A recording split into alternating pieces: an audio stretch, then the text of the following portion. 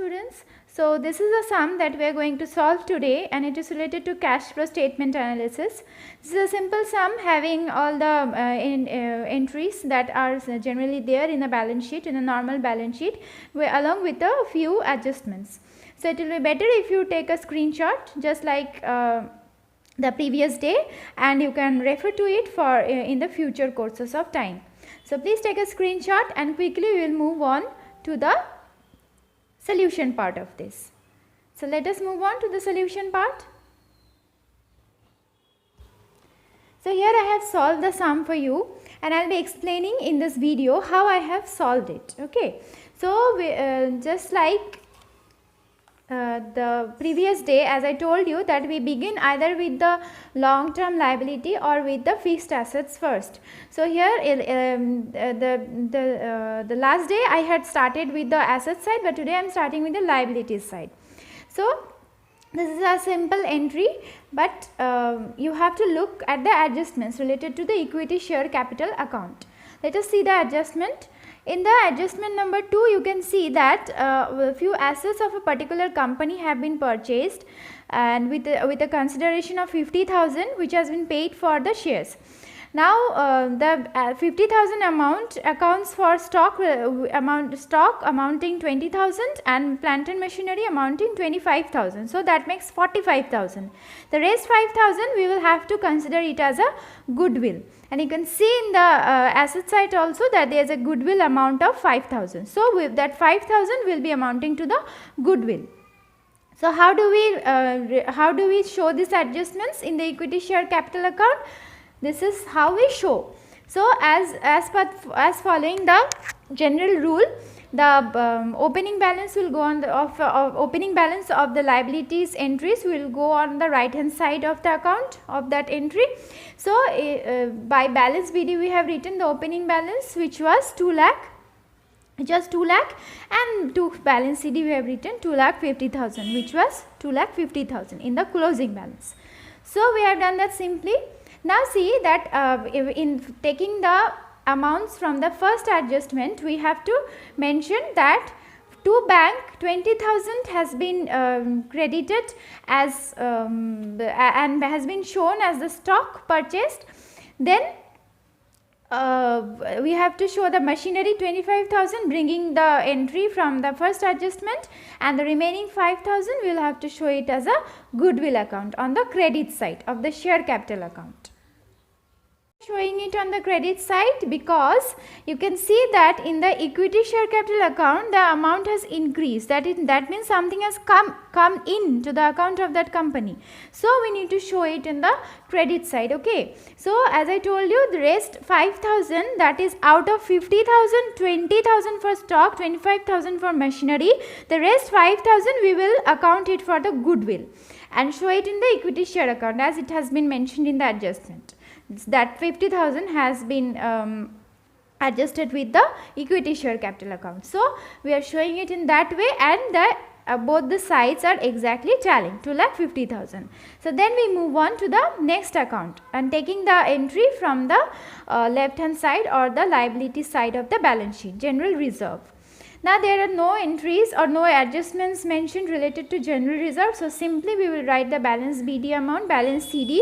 There is an increase of 10,000.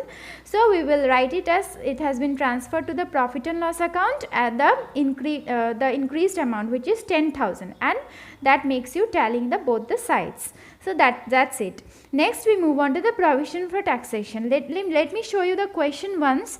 That see, after equity share capital account, general reserve is there. After that, profit and loss account, which will be accounted directly in the profit and loss adjusted PL account. Then creditors and creditors is an your current liability, so that is not necessary to be prepared as a separate account, but bank loan and provision for taxation we have to prepare. I told you last day also that provision for taxation account has to be prepared. So this too we have to prepare. So we are preparing provision for taxation. You can prepare bank loan first also, no problem. But we are following here the same same rule, by balance BD we are writing and balance CD we are writing as 35,000. Now there is an adjustment related to this particular account. Let us move on to the adjustment. It is mentioned that provision for income tax made during the year was 28,000. That means 28,000 has been kept in the account to look after the provision for taxation. That's why we will mention this 28,000 by writing it as PL account 28,000 on the credit side. So we are writing it here. Then on the right hand side the amount is more, it is standing at 58,000, and the left hand side it is 35,000. So there is a difference of 23,000. So we will write it as a, that is there, it means that tax has been paid from the provisions and from the opening balance that you had in your company. So that we mention it as to bank tax paid, and this is the balancing figure, and that makes both the sides tally at 58,000. Okay, so let us move on to the next account now, which is the bank loan account. In bank loan account, you can see that the company had a bank loan of 70,000 at the beginning, but it had repaid the bank loan. So simply we will write by balance BD 70,000, which is the opening balance, and since it has been paid off, so we will write to bank loan paid. So 70,000, both the sides we will tally like this. Now we will move on to the asset side. No more entries on the liability side, so we will move on to the asset side. We start with the first fixed asset, which is the plant and machinery account. Like following the rule, we will write that balance BD amount on the left hand side and balance CD amount on the right hand side. So we are writing exactly that. So by balance BD amount was 1,50,000, that is the opening balance, and closing balance was 1,69,000. So simply we have written that first. Now you can see that there are adjustments related to it. See, here it is mentioned that further machinery was purchased at 25,000 during the year. I am reading the adjustment number 3. Further machinery was purchased at 25,000 during the year.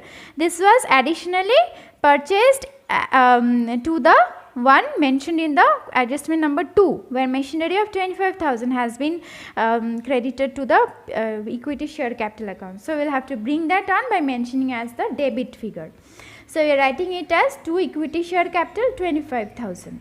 Next there was a purchase. If it is purchase, then we mention it on the left hand side, that is debit side. So we have mentioned that to bank purchase 25,000 coming from the third adjustment. Now see, there was a sale also, right? Pardon, there was an depreciation, I mean. So this depreciation amount is also coming from the adjustment entry. See, here it is mentioned that depreciation written off on building 10,000 and on machinery 14,000. So this 14,000 amount we will have to write in the plant and machinery account. So you are writing that by PL account, in bracket you are writing depreciation, and that makes 14,000. Now you can see that on the left hand side the amount is more by it is coming as a total of 2 lakh, total of this 3 amount, all right, 2 lakh. So there is a difference of 17,000 on the right hand side. Then that 17,000 we have, since it is coming on the right hand side, that is credit side, we will have to mention it as sale, to buy bank sale. So this bank sale amount is actually the balancing figure. Okay, so by writing the balancing figure, we can see that both the sides are tallying at 2 lakh rupees. Now let us move on to land and building. In land and building, only depreciation adjustment is mentioned, 10,000. It is given in point number 4. So 10,000 we will simply write and tally both the accounts. You can see it is automatically getting tallied. No purchase, no selling. So you see by balance CD it is 1,90,000 and there is a depreciation. So you mention it as on the credit side as 10,000, and both the sides are automatically getting tallied. So there was no purchase and no sales. Now we move on to the last account, which is goodwill account. Now in goodwill account, this 5,000 we have critically mentioned it as the extra amount out of the shares that was paid for. So we will mention that it is coming from the equity share capital account. If you remember, it was on the right hand side of the equity share capital account. So it will come to the left hand side of the goodwill account. So it is coming simply equity share capital account as 5,000. Now let me show you the question once. In the goodwill account you can see there is no opening entry, but there is a closing entry. So directly we will write by balance CD as 5,000, and to equity share capital account, by bringing it from the equity share capital account, we are writing 5,000, and automatically both the sides are getting tallied. So no more working is required on this. Now there is a trick that I have done over here. This can be done. In the previous day's sum, there was an adjustment related to dividend, if you remember, and there is an adjustment related to dividend here also, 23,000. I am not mentioning it in the adjusted PL account, and I am also not mentioning it in the cash flow statement. So automatically both that will tally. This way also it can be done. Also it can be done as showing once in the adjusted PL and once again in the cash flow statement. So that will give you the exact same answer. So let us save time and not mention dividend payment figure here. Okay. So by adjusted PL account, directly bringing the BD amount from the question. It is there in the left hand side. So balance BD will go on the right hand side, 30,500, and balance CD is coming on the left hand side. So now we have to check where are the entries related to P and L in the other accounts that we have already prepared. You can see in the first account, equity share capital account, there is no entry related to PL. So we will omit this. Next we have here general reserve. By PL account 10,000. This is on the right hand side. In the PL account it will go on the left hand side. See, to general reserve we are writing as 10,000. Then provision for taxation is there. You can see here also PL account is mentioned, which is 28,000 on the right hand side. It will go to the left hand side, and we will mention it the account as to provision for taxation, which will be simply 28,000. Now from the if you remember, from the plant and machinery and land and building, we have to bring on the depreciation amounts, which was 14,000 and 10,000 respectively, and we are simply bringing on those two. So after doing this, we can see that there is a difference of amount 62,100 on the right hand side, and that is a credit amount. So we write it as by cash from operation, and this is a balancing figure, and that is how both the sides will tally. Okay. Now finally, this is the final step. We will prepare the cash flow statement under accounting standard 3 of the Paranthap Limited, that is the name given in the question. So as following the format that I have already given you, this first thing that we prepare is the cash flows from operating activities. Cash from operation, this comes from where? This comes from the adjusted PL account directly. It was 62,000, so we write it 62,100. We are bringing it directly from the PL account.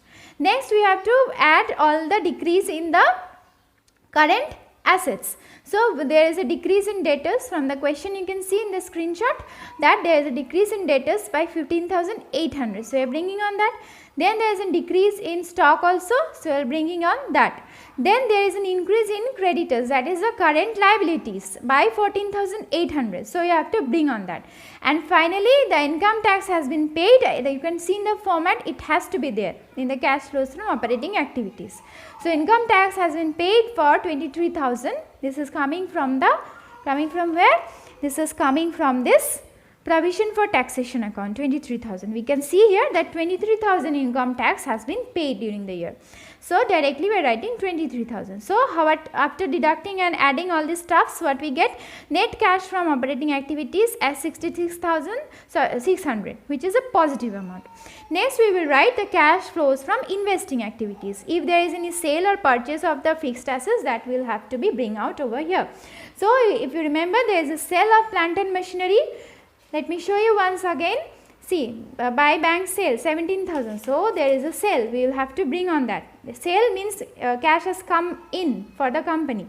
So sale of plant and machinery of 17,000, and there was also a purchase. This was from the adjustment, and we have mentioned it over here also, which was 25,000.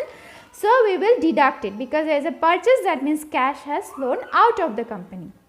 So we will deduct it, and it will stand at a negative amount of 8,000, and we will mention it as net cash used in investing activities. So it comes at 8,000. Final step is cash flows from financing activities related to the long term liabilities. So there is an issue of equity shares of 20,000 from the adjustment. Then there is a payment of loan 70,000. So we will have to deduct the payment of loan. By issuing shares, you are making the cash to flow into your company from the investors, from the share owners. So it will be a positive amount. From that you have to pay the loan you had paid actually. So you have to deduct that amount 70,000 and it will stand at a negative amount of 50,000. Now if we calculate the net cash of changes by adding all those 1, 2 and 3, that means positive, negative and negative, we get a positive amount of 8,600. Now if there is any cash and cash equivalent at the beginning of the year, that has to be bring over here, but there is no cash and cash equivalent at the beginning of the year. Let me show you. In the question you can see that in the cash and bank there is no opening balance. So that means there is no cash and cash equivalent at the beginning of the year. Only there is cash and cash equivalent at the end of the year, and that we have to tally. See, let me show you the total 8,000 plus 600. So 8,600. So see here, cash and cash equivalent at the beginning of the year is nil, and after adding these two we are standing at cash and cash equivalent at the end of the year, which is giving you 8,600, and that is exactly tallying with the current asset figure in the question, which is cash and bank at 8,000 plus 600. So our question solving is correct. So I hope you have understood. If anything is not understandable, please communicate it to me by writing in the comment box, or my own students, you can directly message me in the WhatsApp. If anything is not understandable, I will clear all your doubts. So thank you for watching and thank you for learning this sum. Thank you.